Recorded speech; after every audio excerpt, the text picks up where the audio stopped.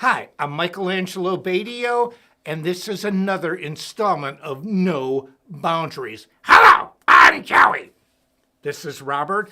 Now, I had mentioned last week that I wanted to do a show where it was mostly playing instead of talking. And, if you think I talk too much on the live streams, when I'm teaching things, I've said this numerous times over the last 3 years that get my programs on Metal Method. I have my own URL, learn-to-shred.com. Learn-to-shred.com. Through Metal Method. You can type in metalmethod.com too, and you can get my lessons. Speed Kills is just as viable today as it was the day that it was released. The techniques are sound, the methodology is sound, and I don't do any talking other than explaining the exercises and why they are really great. Anyway, let's get back to this. I want to give a few shout outs here to Tanya, to Alexis, to Denny, to Brett, to Nick, to Roxana, Jenny, Rob, and a whole bunch of other people here. There's Jason, there's Mike, and what I can tell you is this. I'm a huge Sawtooth fan, and I'll be going on tour in Europe. We have 25 shows in 30 days. Yes! Now, my record touring was when I was 23. I was in a band called Freeze, and Rob Ross, the drummer that you've seen on my videos, and we look like brothers from another mother. He was in the band at the time. We've been, friends since we were 18 years old, literally. We met in college in music theory class, and he was on the tour with me. We were all together when we did 21 shows in a row. All these years later, we're talking early 20s, I have not been able to beat 21 shows in a row. I might be able to do it. We're looking for one more show May 17th. If I get it, it's either 22 or 23 shows in a month. I can handle it. I'm ready to shred. Now, somebody wrote Ferrari. Yes, it's a Lamborghini. I'm going to give you the keys to the Lamborghini. Anyway, let's play some guitar. The guitar I'm featuring today is my first signature model. It's the Sawtooth M24, and this is a matted black finish. It is really cool. I love filming with it because, when it shows the light, let me see if I can get it in the light here. What it does, it doesn't like gloss out on you. It's very easy to film with this guitar once you get the lighting right, and I just love playing it. It's a great sound.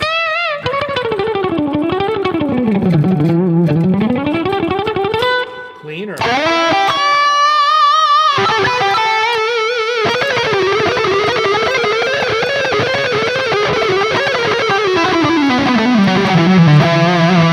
Now I'm also using the string dampener. I have a patent on this.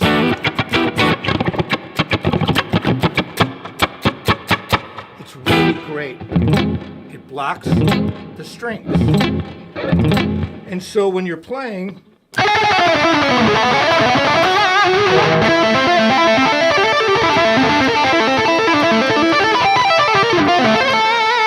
so what it does is it stops extraneous string noise. Now, people can use fret wraps, they can use handkerchiefs, hair ties, all sorts of stuff. I prefer the string dampener because you can lift it up and move it out of the way when you're done, and no other dampening device can do that except for this, and it's very reasonably priced. If you look, if you think about your own setups and your own, home studio, you probably have capos and slides and all these different things that you might not use every day, but you have them in your arsenal and your toolbox of weapons, but your toolbox of things to use. It's the same with the string dampener. I like to have these on my guitar, but also it's a great tool to have if you're recording, and it stops all those extra noises. And, people say, oh, it's cheating. Well, is it really cheating when you just want to achieve the sound you want to achieve? I mean, you still got to play it. So anyway, I'm going to jam a little bit. And then Cynthia here, who's always online, she asks some really great questions. And so when I see her up there, I'll try to answer as many as I can, Cynthia. Okay, I'm going to do a little jam here. You might know this, you might not. Hey, Denny. Okay, are you guys ready? Let's do it, Adam.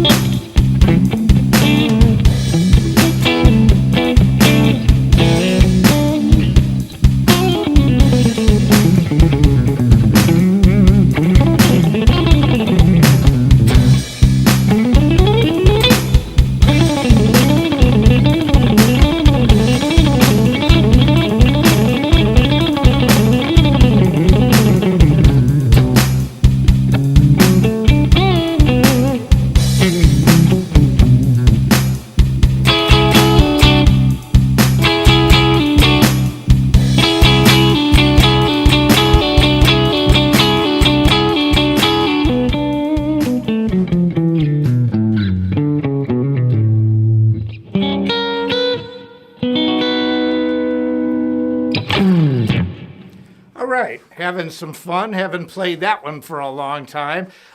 When I wanted to jam today, I've been really incredibly busy this entire year. It's hard to believe that we're in April already. I left January 3rd to go on tour with Manowar, and I get back at the end of February. And then I was in Los Angeles. We played the Viper Room with the MAB band. And then I leave on the 18th of April to go back to Europe. We're doing a really cool tour. I'm going to be headlining the show. And then Gus G, that used to play with Ozzy, plays a fantastic guitar player, a great friend.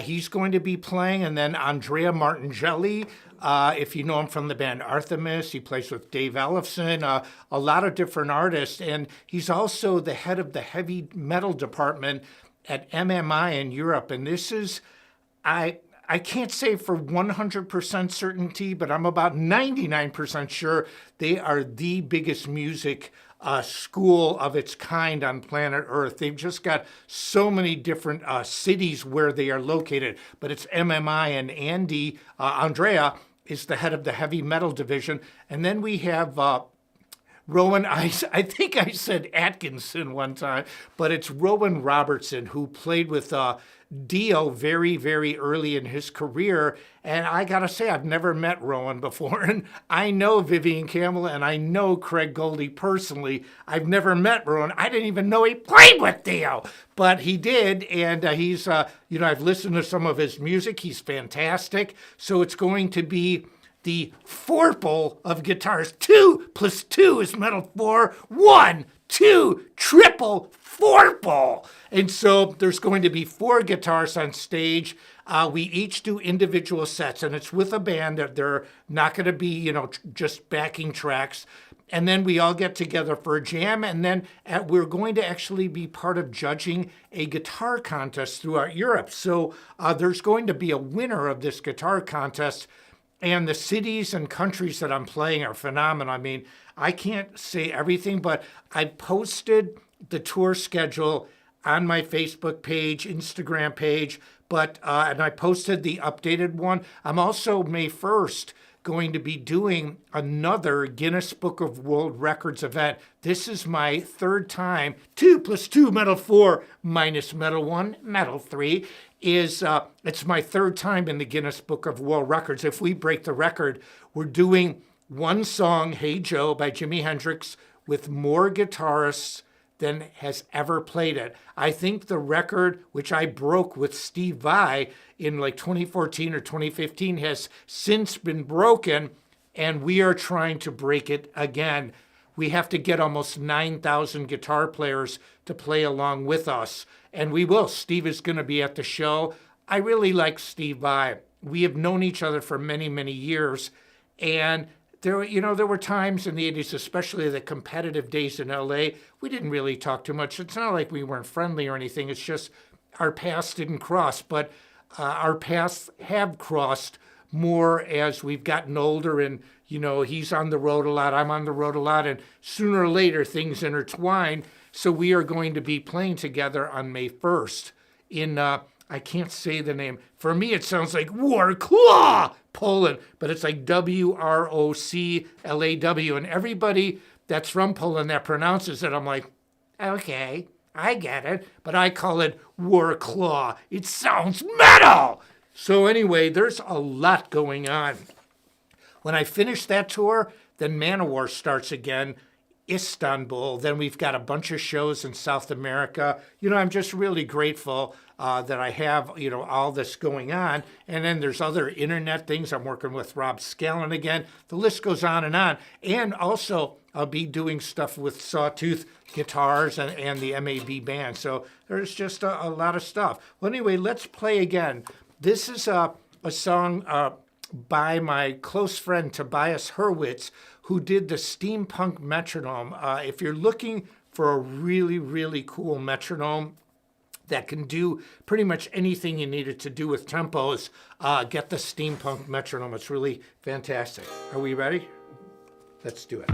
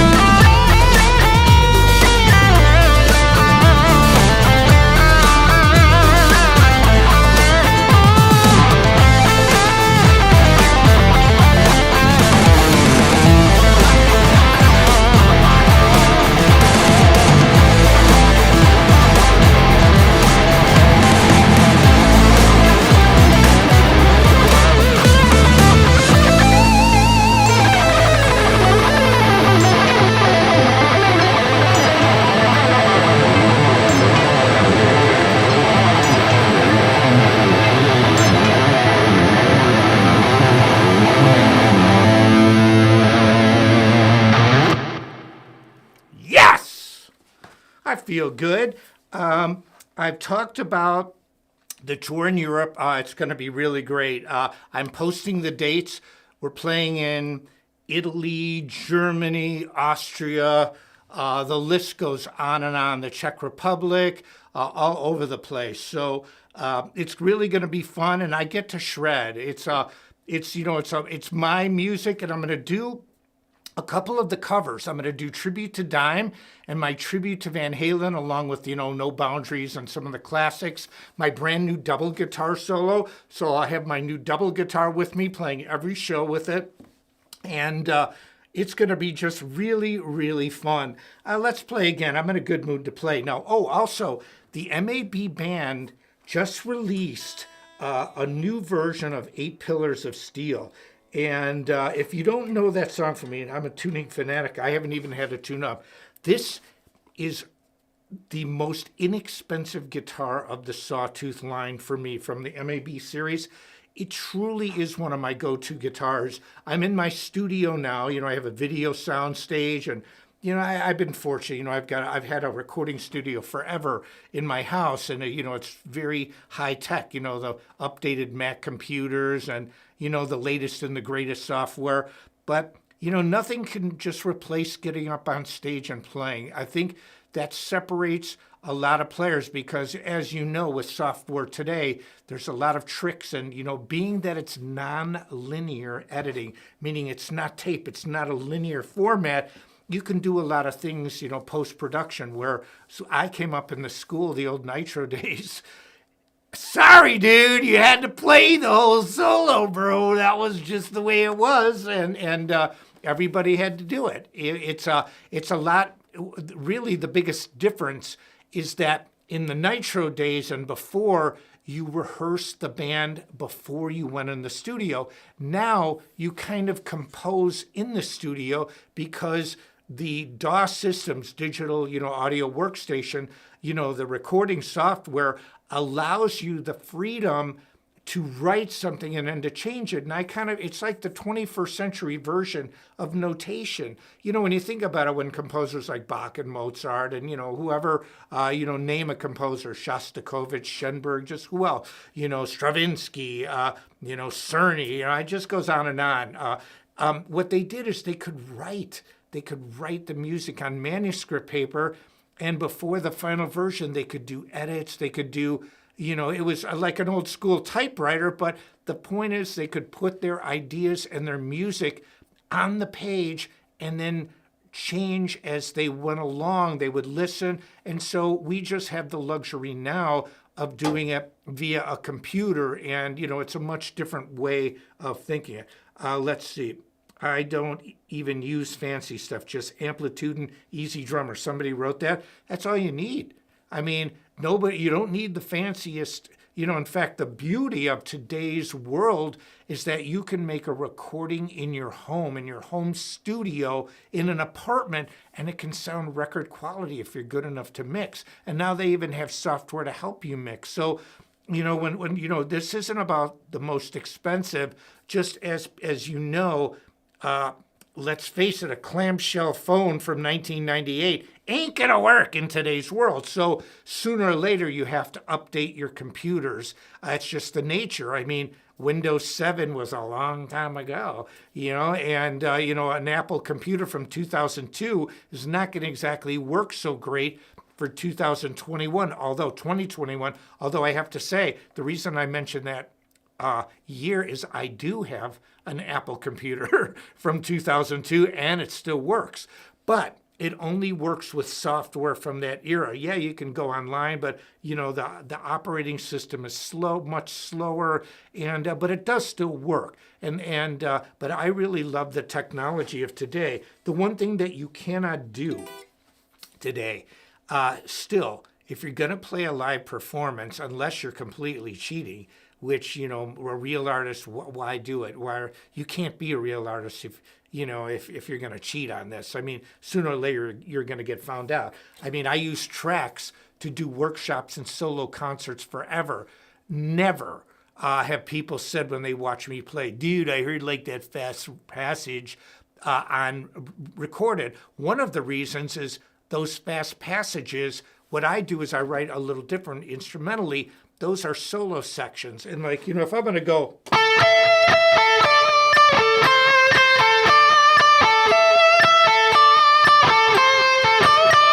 Do I really need to record that? Oh no!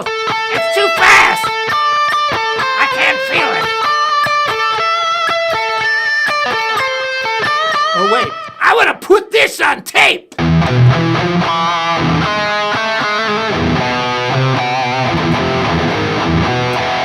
So what I did is the solo sections. And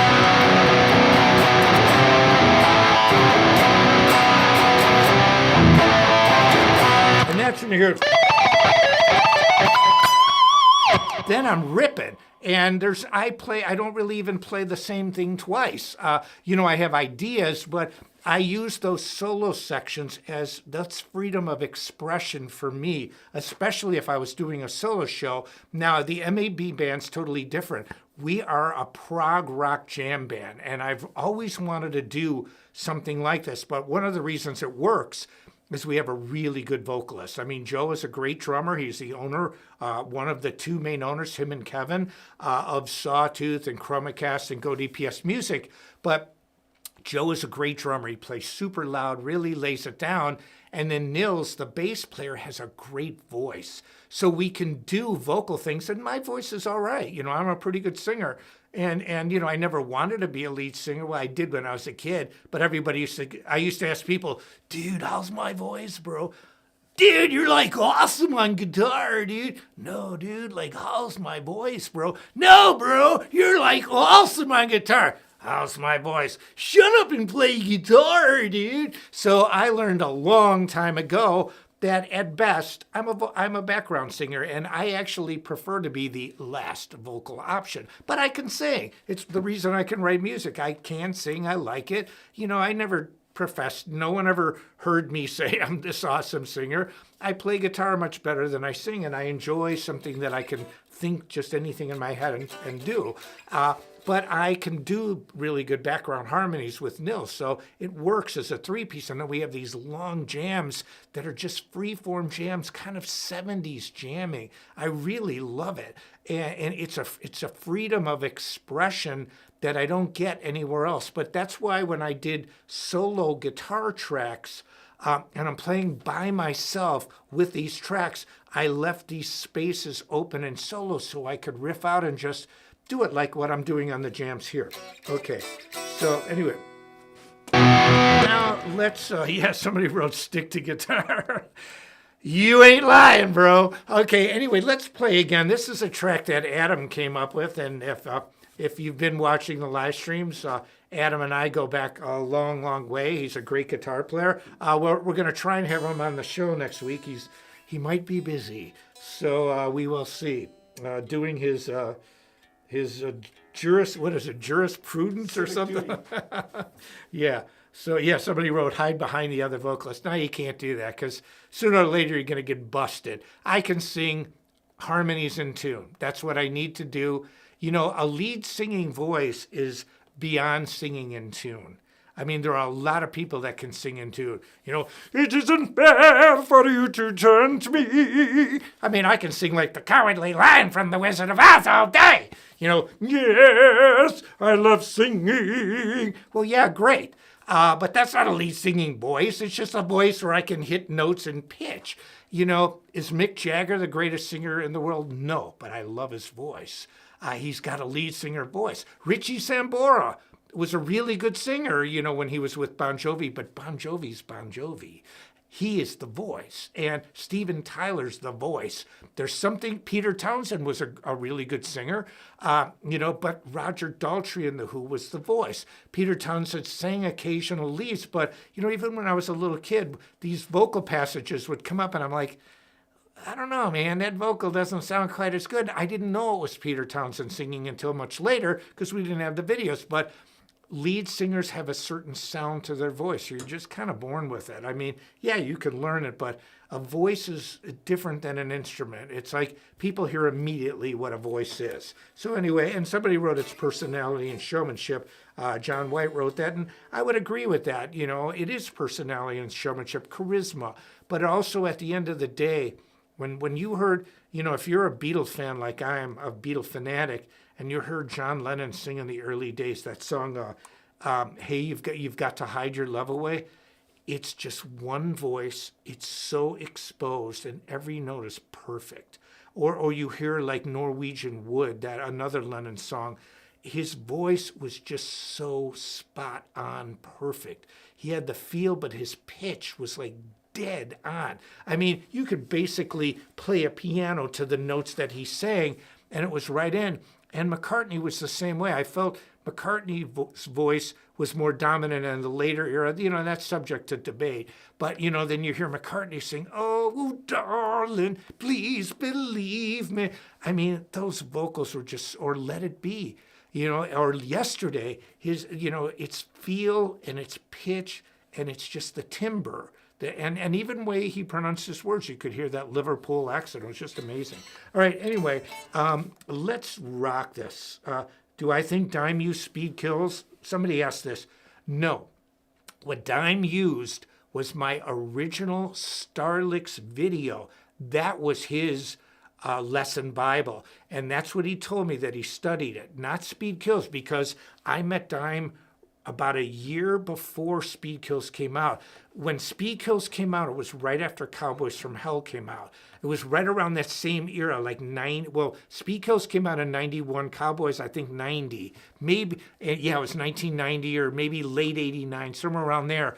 So my first instructional program, that's the one that the Dimebags and the John Petrucci's and even Eric Johnson watched. I'm not saying Eric Johnson got influenced by it, but John started using jazz picks. Even Dunlap tells me today, I was the guy that popularized the jazz style pick for guitar. And we have one with Chromicas that's amazing. Anyway, if I talk too much, I'm not going to be sticking to my guns to play. Let's do this one. Are we ready?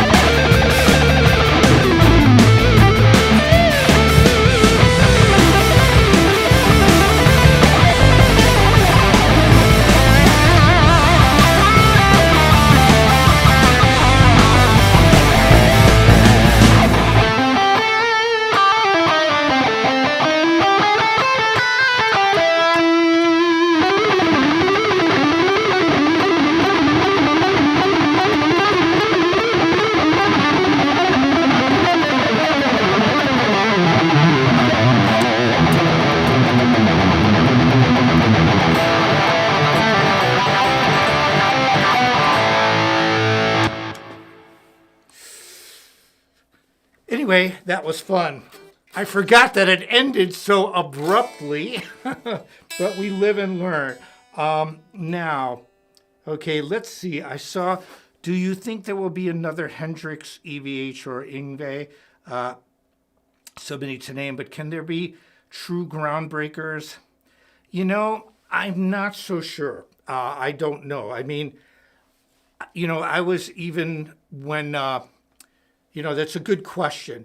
When those players came out, you know, electric guitar is the newest major instrument on this planet.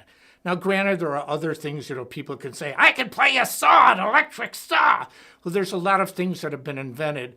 There's always new things that can be done. But a perfect example is Paganini on violin. The violin has been around a long time. I don't know if you know this, but the bow during the Baroque era was different than it is today. It almost looked more like a bow and arrow, and they streamlined the bow to make it, and it became the bow that we use today. So, you know, when you think of an instrument like the violin, it's been around for centuries, and Paganini became almost the pinnacle. Yeah, there are players that can play Paganini very easily, but, you know, it's like Rachmaninoff on piano, or, you know, there are certain, or Bill Watrous, you know, he was a trombone player. You know, I mean, he could just rip on trombone. And, you know, McCoy Tyner, people on piano. The piano's a little later because it's really called the pianoforte. Piano meaning soft, forte meaning loud, because before that, the keyboard instruments were one volume soft. You know, the clavichord, the harpsichord, they were very soft instruments and really not meant to be played in an orchestra setting, whereas the piano was the first instrument of its kind. You know, it is a percussion instrument, believe it or not, because you hit the strings. So you're actually hitting them like a drum. I mean, there's a little beater in there go dunk. And so, but the point is, you know, to answer the question in my normal 15-minute verbal assault here, barrage, Paganini, after that, you can name Heifetz, you can name other great Itzhak Perlman, you can name fantastic violinists, but they didn't really overshadow Paganini. So there became a level of excellence in humanity for humans that really became kind of unsurpassed until, you know, we have like, you know, digital implants. You've hit about the peak of it. And it's not like sports where we expect, you know, as great as Arnold Schwarzenegger looked back in the day, which he was like the perfect, you know, many people said he was like the perfect specimen, you know, proportionally, even had big calves. So calves are really one of the hardest muscles to build in bodybuilding because we use our calf muscles more than any other muscle pretty much in our body. You know, they're constantly being used, so they're not easy to grow. But, you know, there are a lot of bodybuilders today that are much bigger and much more cut than Schwarzenegger. It doesn't take anything away from him, but we expect that. We expect records to be broken, but music is a lot different. Really, has there been better Baroque music written than Bach and Vivaldi? You know, is there better, you know, the classic era music written than Mozart or Haydn, or you know, the bridge to the Romantic era like Beethoven, or, you know, modern music like Schoenberg? So you reach this pinnacle. I think with guitar, you know, with all the young players, you know, the really fast rhythms, you know, and all the stuff going on, they've done new things, which is always going to happen on an instrument. Now, whether they're game changers, it's getting less and less because when the instrument was early, you can't make a guitar talk like Hendrix did. You know, Steve Vai came close. You know, is there going to be another Steve Vai? Is there going to be another me? You know, I don't know, but I do know, for example, Yngwie really popularized the neoclassical sound. And it's funny because he was more Baroque than classical. But, you know, Uli John Roth was doing it in the 70s. Randy Rhoads was doing it in the early 80s, a few, you know, before Yngwie. So, but, you know, it's not almost all the time who who kind of invented it, but who popularized it. And I think there's going to be breakthroughs, but I don't think they're going to be as massive as like a Van Halen. I mean, everybody went like, what the heck is going on? The Beatles, for example, if you're younger and you don't know, the Beatles not only changed music, they changed fashion. They were like, I mean, the whole world, they'd never seen anything like that at the time. Elvis was the same way. It was just more than the music. It was the fashion. You know, I mean, he just had this look. Even today, I mean, how many women point out that he's so handsome? And, you know, there's always going to be a critic, and always people can condemn the past and look at the past through the lens of today, which I don't think is fair. I mean, would you want to be judged 100 years ago by what you look like or what you do today? You know, and we seem to like that in society right now. But I think that what you have is that the constant quest by the youngest generations to move forward. And I think that's a great thing. You know, I feel, you know, that I've helped that, you know, with my lessons. And because, you know, in my own way, I got to change the way people thought about technique on guitar. And because I was not prejudiced against any technique, you know, it's not about one is better or worse. And I was never a teacher to say, well, you should listen to this guitarist because this guitar sucks. That's not my job to tell you who to like or who to dislike. And I've said this many times. It is my job to give you the techniques and you do what you want with them. Okay, so let's see. Tim Henson, yeah, he's a great player. And like somebody said, genius will always come along and manifest. You know, I agree with that. You know, it's now, when somebody said if it wasn't for Bach, we wouldn't know about older music like Gregorian chant. John, I have to disagree with you. That's not true. Gregorian chants were done when music was modal. And Bach was discovered 100 years after his death. We knew a lot. Between the 1700s and 1800s, we knew all about Gregorian chants and modal music. And what happened in Bach's time is they established the well-tempered clavier established our tonal system. And as we know it now, the temper tuning, we call it well-tempered tuning, which is why I called it the well-tempered clavier. You know, when there's a guitar thing called something temper tuning, it's not the correct use of the phrase. It's well-tempered. Our notes are slightly out of tune to accommodate all the keys. If one key, let's say the key of A, was perfectly in mathematically in vibrations, the farther you went, flat or sharp, the more out of tune it became. And Bach showed that by detuning certain notes that are imperceptible to our hearing, that we could accommodate all keys, and that's why he wrote the well-tempered clavier. But Gregorian chants and all that, that was modal. That was church music. You know, there's secular and liturgical music. That was the church. It wasn't secular. And so we knew all about that. Bach was rediscovered a century after his death. He was unknown, literally, until a century later. And so, but anyway, yeah, Pythagoras, of course, you know. You know, our system goes back thousands of years. And the beauty of our tonal system, it's Western, you know, we like to call it tertian harmony, meaning our tonal system and harmonic structure is based on thirds. 1, 3, 5, 7, 9, 11 ends on 13. But I'm like a wealth of knowledge of this. It's my degree. But it doesn't substitute the fact for jamming and ripping. And at the end of the day, it would be better just to know how to play and trust your ear. The great thing about music and music theory is music theory arose from the attempt to explain why things sounded good. You know, and I can't stress that enough, that the science of music, the theory behind it came after the music was written, because a lot of smart people said, well, why does Bach sound so great? Why? And they found that certain tendencies over and over existed. So you could say, well, if you do harmonies like in parallel motion, like Gregorian chants, or modal music. Now see, so you have parallel motion or contrary motion, which means that the lines don't follow in a parallel fashion. Here's a great example.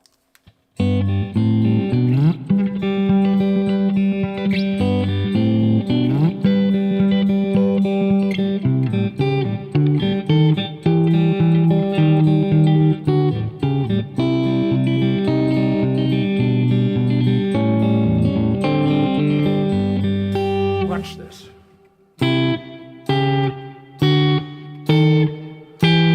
So what happens, you have a bass line that goes, but the melody goes, it's genius. It's as good of two-part writing as Bach would write. That's why the Beatles are so great. See, I didn't like the Beatles for a long time. You know why? Because when I was younger, I was just metal!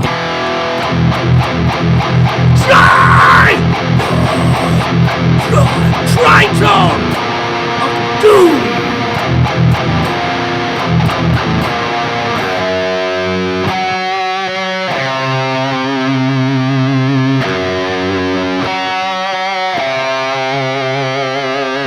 Somebody said it sounds classical. That's why. The reason is it's because it's in a major key. A lot of people associate Baroque music with minor keys. There's actually a thing called unity of affection, but that's a whole other issue. But anyway, the point is this. McCartney did perfect theoretical contrary motion in a song like Blackbird. And you know what I did when I was in college? We had to analyze, one of our assignments was to analyze a modern piece of music. Now, granted, I took classical, my degree's in classical harmony, so modern could have been the last 50 years. And so I was going to do this from Supertramp, a band like, it was like, God, what's the song called? Even in the quietest moments, I wish I knew. So I want to do that, or like a or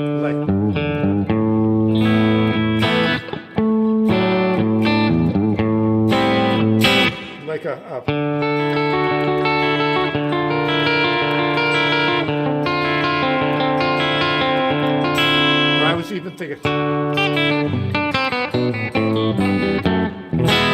roundabout. But then I started, I liked playing acoustic guitar, and I started working on this song Blackbird. And like I said, I liked the Beatles when I was a little guy, like 10, 11, but then I just got totally out of it. I mean, I was listening to Sabbath and Deep Purple, and then it got to be Priest and Van Halen and, early Scorpions with Uli John Roth, just really heavy for that era. And so I didn't listen to the Beatles for a long time. But when I was in college, and even at this time, I didn't listen to the Beatles a lot, but I always liked the song Blackbird. And I remember figuring out an acoustic guitar, and when our teacher gave us the assignment, and I'm trying to think, well, what should I do to illustrate, because, see, we were going to analyze the song, and I was thinking Elton John or Queen or something like that, with really complex harmonies.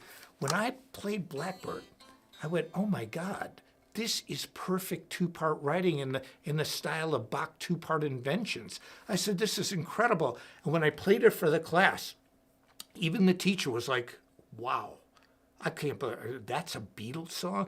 He was, highbrow. The Beatles, they're primitive music. They beat women over the head with clubs and drag them back to the cave. It's like, we don't listen to that. We are exalted. Our intelligence is far beyond those of mortal men. And so, he was, it was very arrogance, associated with that. And when I played him Blackbird, I brought my acoustic. I had this Guild acoustic, like it was dark. It was really cool guitar. I wish I still had it, but I'm going,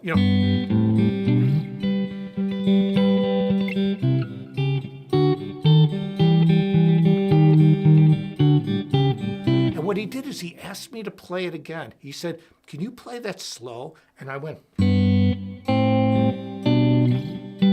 then when I got to this part, he brought it up. He goes, now that is a great example. He goes, and then he said what we all know nowadays. He goes, no wonder the Beatles were so big. He goes, I didn't realize the sophistication of just a simple part like that actually was. The intelligence of what's being done is great. It's mind-boggling, actually, to write something that simple and that perfect in a contrary motion. And the reason why I'm saying all this stuff is, I love music. I'm still like a kid in a candy store with music. And, when I hear a lot of the new bands, and I'm a fan of music, so I tried to help people my entire career with my lessons, and the guitars we design are for you. We came up with the first hybrid guitar that's been on the market. Gibson didn't do it. Fender didn't do it. Nobody did it. My old guitar company, before the owner passed away, I brought up an idea like this. They said it can't be done.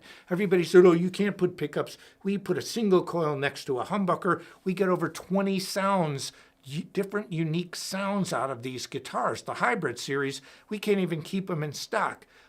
Everybody said we couldn't do it. And Joe, who was a drummer by nature, kind of like Jim Marshall, owning Marshall, was a drummer. Sometimes you need a person like that to see the forest through the trees. Because most of us guitar players are lost in the woods. Go, where the hell are we, dude? We don't got our phone, bro. There ain't no Wi-Fi out here, dude. No cellular service. We suck. And so Joe is like in the freaking helicopter looking down going, I know where you are. I see you. And so you look down as an overview. We did it. I did a double guitar. Oh, yeah, nobody. Who did it before me? I know somebody. I don't know who this dude is. John, something. I don't know who he is. But I do know this, that just this year, people started posting on my page, no, you didn't invent the double guitar. This guy did it. Well, Steve Vai gave me credit in the 80s for inventing it. My entire career, I have been playing the double guitar. It's one in the Rock and Roll Hall of Fame. And they said in Cleveland that I invented it. I'd never heard of this person in my life. And all of a sudden, these people, no, you didn't do it. I don't know who he is. I apologize to the person, John. But if you did invent it, I've been out there for 30 years, and so has Steve Vai. You should have said something, but you didn't invent it because I've been doing it longer. And I appreciate that. But, and I'm getting this out partly for the legacy, but partly just to say, anybody can say anything nowadays. But when you understand the history that came before you, you hopefully don't make the same mistakes of the past. So having said that, that's all for me today. I want to just say this, that I'll be on tour. I cannot wait to go on tour and see everybody. And then there's a lot of shows after that, and a lot of stuff going on. And it's all because of you. I'm extremely grateful for the career that I have, and I never take it for granted. Anyway, on behalf of Sawtooth Guitars, ChromaCast, Go DPS Music, I'm Michael